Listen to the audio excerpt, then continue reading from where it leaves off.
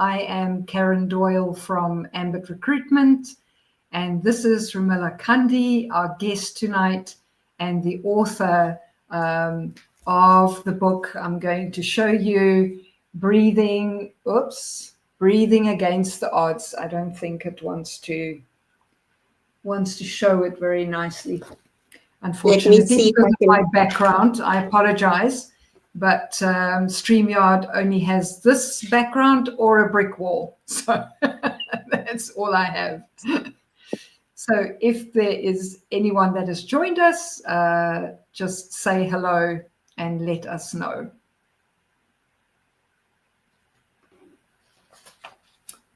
It is 6 o'clock your time now, so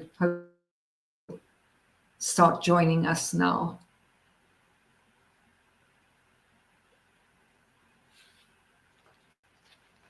Let's just give it a minute or two and see who joins.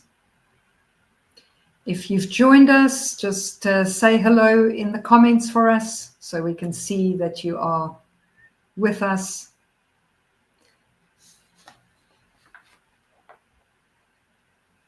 We'll just give it a minute.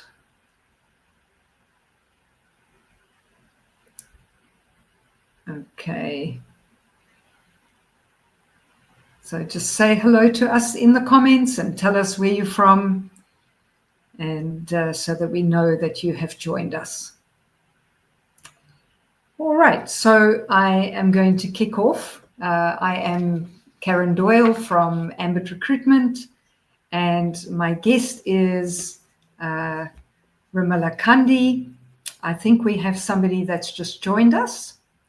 Hi there, let us know where you're from in the comments, and then we'll kick off.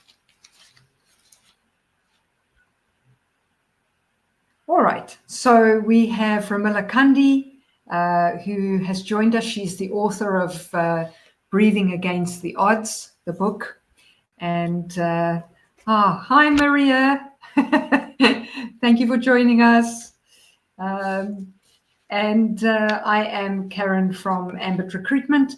So I'm going to kick off, and thank you for joining us today.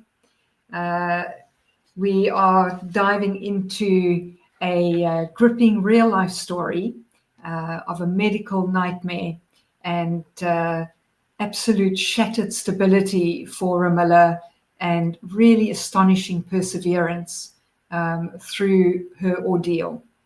So just maybe a bit of backstory, how I know Romilla. I met Romilla in 2017. I was recruiting. Hi, Eleanor. Nice to see you. Thank you for joining. I met Romilla in 2017 when I was recruiting for a recruitment consultant in Ambit Recruitment. And Romilla was based in Durban, still is based in Durban, and I was in Johannesburg. And I said to her, no, I think I need somebody in Johannesburg. And I never forget, she sent me an email and she said, well, your loss. And I had such a giggle about that, Romilla. And so it took me about a month thinking about it. And then I called her back and said, I think we should work together. And that's how we got to know each other. We worked together for what, Romilla? Close on 2 years, maybe? Close on 2 years, yes. Yes. And but I always knew that Romilla wasn't going to stay with me. She wanted to do her MBA and she wanted to go back into corporate, and that's what she did. But I'm so proud to introduce her today. Now, not only as an MBA graduate, but also as the author of her book, Breathing Against the Odds.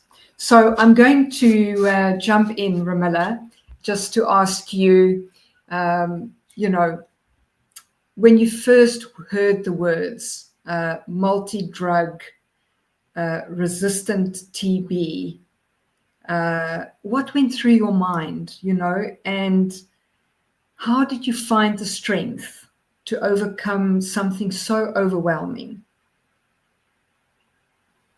So I had just emerged from the shadows of pulmonary tuberculosis. That was the initial diagnosis for me.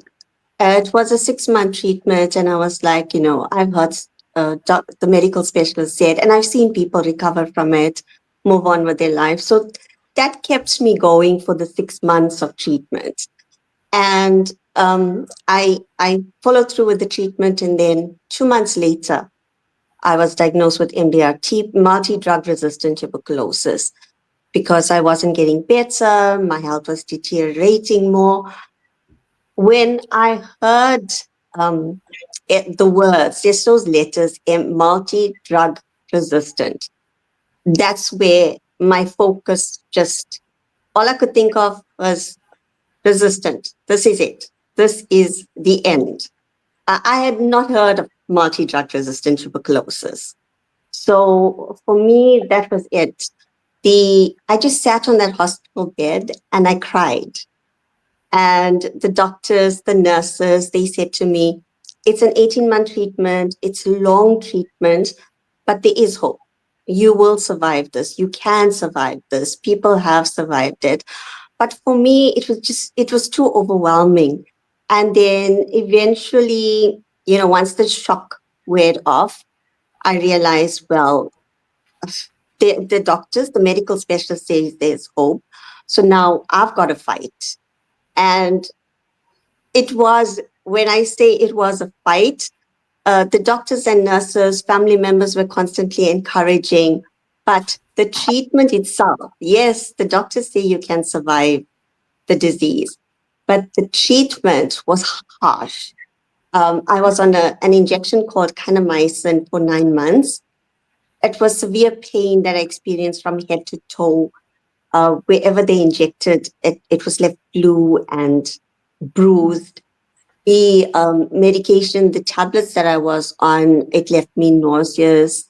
I was vomiting. I was weak. I became bedridden.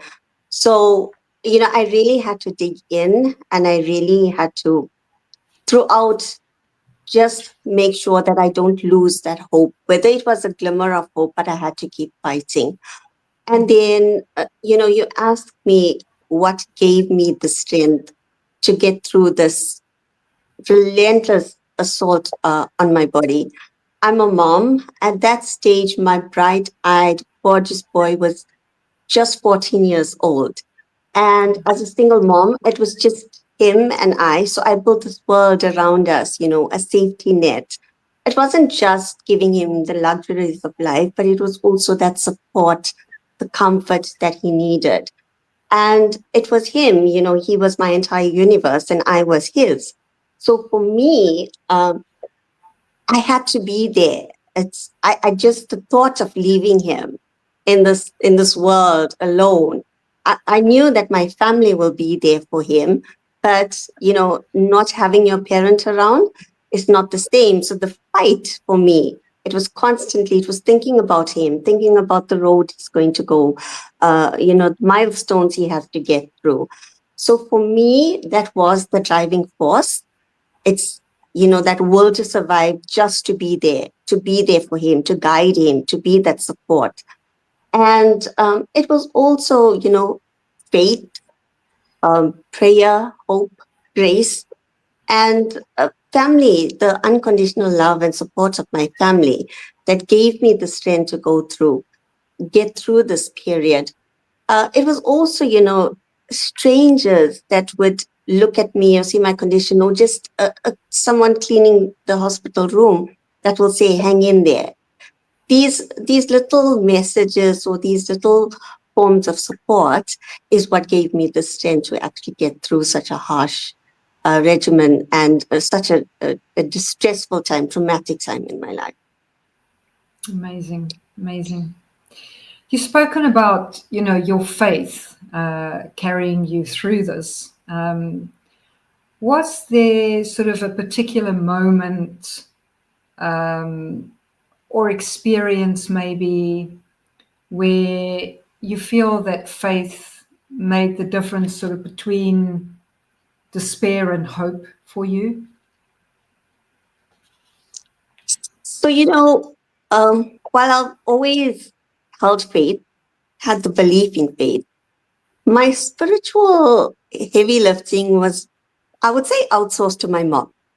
She has faith in God. She believes um, God can move mountains, and she's not a strong believer in science and medicine. And when challenges arose, I'd basically, or if I needed, I would go to my mom and say, pray for me. But that changed when I was tested to the very core, lying on my deathbed. My family, the despair that I saw, the emotional despair that they were going through. My brothers were carrying me from the car to churches, taking me for healing services. And, it was totally distressful time. And then one evening lying on my bed, I said, well, enough is enough. It's time for me now to dig in and pray for myself. And I closed my eyes and I started to pray. And my mom said I went into this meditative state for hours. But when I came out of it, I felt a lightness. So it was up to me to dig deep, to believe, to have that faith and carry that faith. And then it was from that moment on when I started personally just reading the Bible, praying more, meditating. And that was the start of what helped with my healing journey so far. So it was, that single desperate moment when I chose to actively embrace my own faith. But it was also, that faith and belief in the medical specialists that were out there, that they were trying their best. So I had to live on that faith throughout the process. Yeah. So I mean, every journey has a breaking point, and maybe a breakthrough.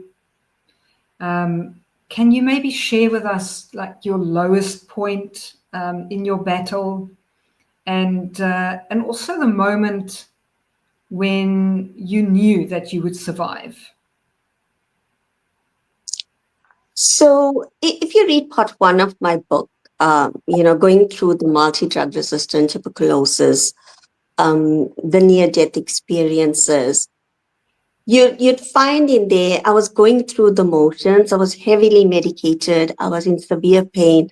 So even the first time when my heart stopped, it was, I just slipped into that darkness. So even though I say I was constantly fighting and there was that glimmer of hope, for me, it was, I couldn't really go through like an emotional state of, this is it, like feeling, okay, this is it, that my time is going to end now. But the aftermath of surviving the multi-drug resistant tuberculosis, I thought that was the end. And then 3 months after my treatment ended, I started coughing up large amounts of blood. And the cardiothoracic surgeon said, well, both your lungs are badly damaged because of the harsh medication that you went through, the tuberculosis, and you have 28% lung capacity. So we can't perform open lung surgery. And what will happen? So I said, so what happens now? And he said, well, we are going to give you antibiotics and medication to minimize the bleeding. Other than that, there's nothing else that can be done. So I was like, okay. And that was it, managing the condition with antibiotics whenever the bleeding starts. But in 2021, it became a nightmare. I coughed up large amounts of blood. I bled out. And thankfully, my brother rushed me to the hospital and medical specialists stabilized me. I went through blood transfusion. Now I'm in ICU and the medical specialist, and there's another cardiothoracic surgeon that's telling me, sorry, dear, there's nothing that we can do, no form of surgery to stop this. And then whilst consulting with each other, the pulmonologist, the cardiothoracic surgeon, they thought of one procedure, which is an embolization procedure that will hopefully stop the bleeding. So we went ahead with the procedure, went through the first procedure, and then the bleeding didn't stop. The second procedure, same. By the third procedure, I was, by now I was weak because all I'm saying is I'm coughing up blood, I'm vomiting, I'm on medication, I'm in and out of ICU, going through these procedures. So it was a constant fight, and I had been fighting since 2014. So by this stage, my mind and my body was weak. And I remember just lying in that hospital bed, and I said to myself, it's the third procedure, but I didn't know what the outcome was going to be. I had already been to two, and it was not successful. And if you'll allow me, I just want to read an insert from my book that explains that will show that particular moment. Yes. I am so tired of battling the odds. Every day is a fight, and I am losing. It feels as if I am standing at a crossroad that says, choose life or death. My mind and body are tired, bone deep, soul crushingly tired. I close my eyes, trying to shut out the hum of machines and the distant murmurs of nurses outside the door. In the darkness of my thoughts, a familiar gloom presses in, a shadow far darker than any physical absence of light. The image of my coffin shimmers, uninvited, like a phantom projected onto the back of my eyelids. A polished mahogany box, too small to contain the life I once was, holds me motionless. The picture they would choose, a smiling snapshot taken on some sunny day, burns in my mind. A cruel irony. Would anyone see the cracks hidden behind that smile? Or were they as good at pretending as I was? The thought of my family twists the knife deeper. I picture them sitting in the front row at my funeral, clutching one another, their faces carved with grief. The thought robs the breath from my lungs. A sharp pain seizes my chest, not the ache of illness, but the crushing agony of imagining their suffering. Tears streak down my cheeks, pulling at the edges of the scratchy hospital gown. I want to scream. I want to claw my way out of the suffocating void, to tell someone, anyone, that I am afraid, that I do not want to leave them, that even when the shadows rises and whispers lies in my ear, I still choose them. I still want to fight. But exhaustion sits like a lead weight on my shoulders. My mind feels like it's unraveling, each thread of hope fraying and snapping. Is there even a chance left? I am tired of this room. I am tired of the pain. I am tired of the war waging inside me. So that basically, depicts my feelings in that moment. I was just hanging by a thread. Everybody was praying for me. I was praying, but it became too much for me at that stage.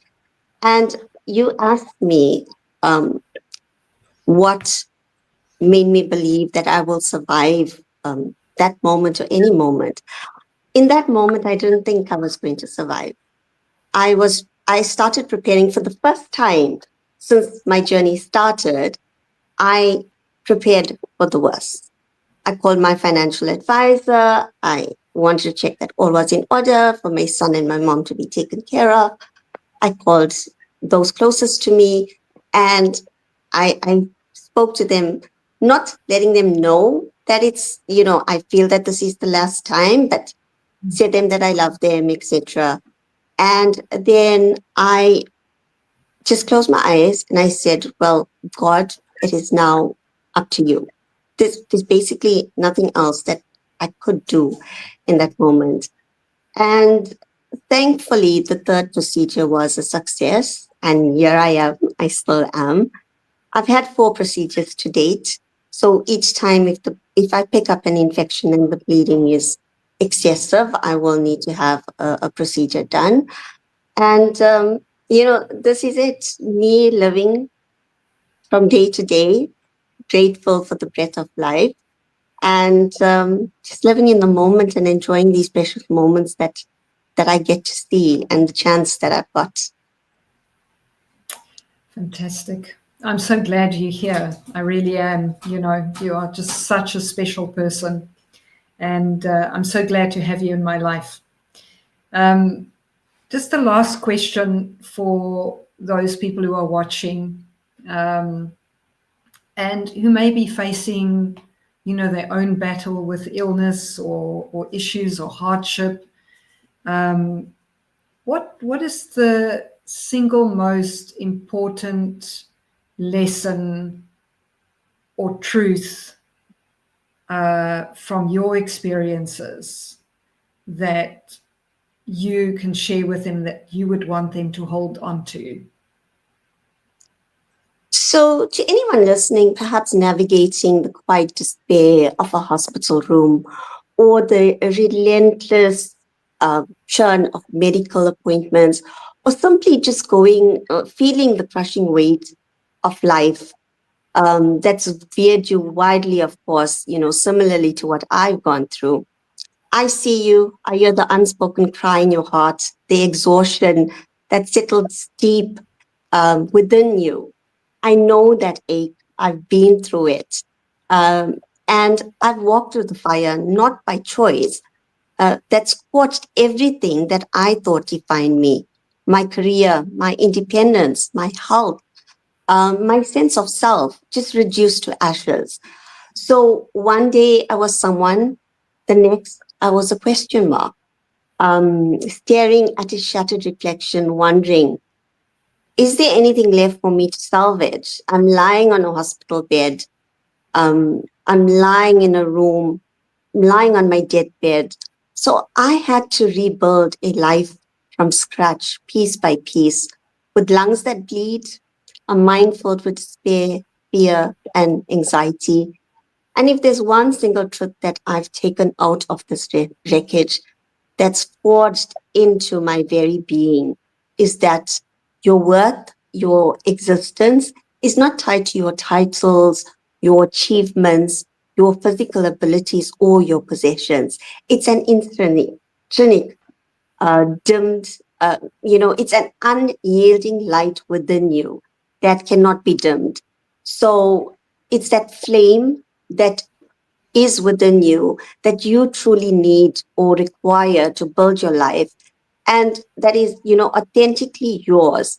So think of it: when every external marker of my identity was stripped away, my job, my social life, the boundless energy that I had, and I thought in those moments I was left with nothing but something fundamental, something untouchable inside of me. It was that part that still found its beauty in a single dewdrop, or that still yearned for meaning. And it was that part of me that even in the deepest void, I held on to. So that is your unshakable core. It's a part of you that's not going to be broken, that is not broken. It's there despite the circumstances, despite the silence and the suffering that you go through. So understanding this isn't about ignoring the pain, but it's about shifting your gaze from what's been lost to what can never be taken from you. And you build on that. And, you are not broken beyond your repair. You are being reforged. You are discovering the true weight of your own spirit. And, so for those listening, hold on to this truth. Um, Dig deep within you. There is that fire that even if it's a slight flame, you can build on that. That is your anchor, that is your compass and your undying light. So, you carry your own sunrise within you. And even in the darkest night, you can and you will find your way back from there.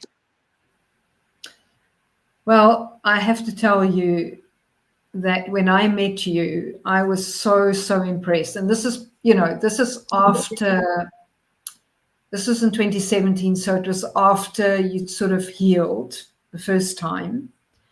And nobody would give you a job because there was that stigma around TB. And I think you'd been without a job for 2 years, right? And I couldn't understand. I could not understand how people couldn't see this incredible strength and light in you. And I'm so glad that, we got together and that we worked together. And I have such admiration for your strength of character and just the grace and the humility that you always have. It's such an example for me. And I'm so privileged to call you my friend. I really am, Romilla. So maybe before we take some questions, if you can just tell our viewers where they can buy your book, if they're interested.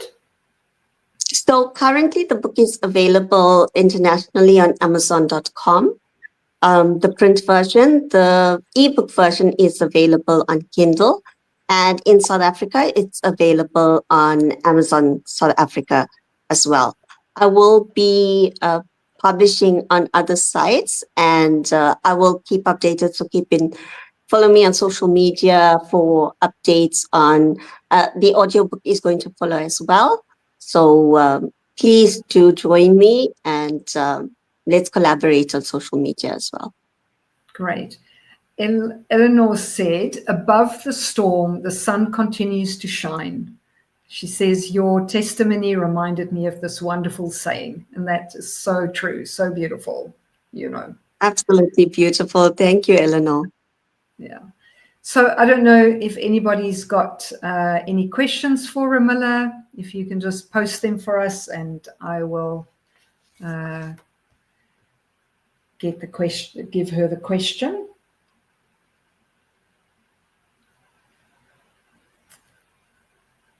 Okay, if there are no other questions, I just wanted to read a little. Yeah, it was just sort of, it was something that really hit me in your book, was the reality of dealing with your illness and the way that you faced it straight on. You didn't flinch, and it's in the epilogue, and it says, my lungs are not going to heal itself or regenerate. Gaining weight is an ongoing challenge. Infections and hospital stays are out of my control. The words do not sting like they used to. They are merely facts now, stripped bare of emotion and repeated use. Acceptance, a hard-won battle, And I think, sometimes I think if we get to that place of acceptance, it strips away a lot of the kind of, I don't know, excuse me, a lot of maybe the emotion or just the suffering around it, right? When you just accept. I don't know how you feel about that. That's so true, Caren. And, when I read that insert for you and I said, and in that moment, it was just one line, God, it is up to you now. I have no control over, I had to accept it's either I'm going to live or I'm going to die. By stressing, by the time the procedure starts, in a few hours, I'm going to stress about it. It's not going to do me any good. So it was like that sort of give up control and, rely on divine intervention, the powers that be, faith in it's up to the medical specialist now. There's nothing more that I can do. I've done everything that I can do for myself. I'm hanging on to my faith. I'm praying, I'm believing, I'm trusting. So I cannot control the situation. And it's not easy. It's not easy. I know. It's okay. I may sound like that, but it's not. I can tell you, it is not easy to get to that stage, especially for someone prior to illness who's just had to be in control of everything. To get to that stage, it takes a lot. But I can tell you, when you reach it, there's that sense of peace, where you're not constantly anxious, so you're not constantly wanting to control. That sense of peace just takes over your being, and it's an amazing feeling. So even in the most desperate of times, when you give up that control, it's, you know what, acceptance, this is it. Yeah. Yeah. That's beautiful. Maria says, thank you for sharing your story, Romilla. Thank you, Maria. We appreciate you being here. So if there aren't any questions, I'm going to close off and thank Romilla for her precious time and for her voice, because last week she said she had no voice. So I'm very grateful for you being here. Thank you for sharing your story. And just to let people know that I will be posting a link on YouTube. So if you want to go and watch it there, if you've missed anything, or if you want to pass the link on to anyone else, we'd appreciate it. Thank you so much for being with us, and good night. Thank you so much for having me, Caren.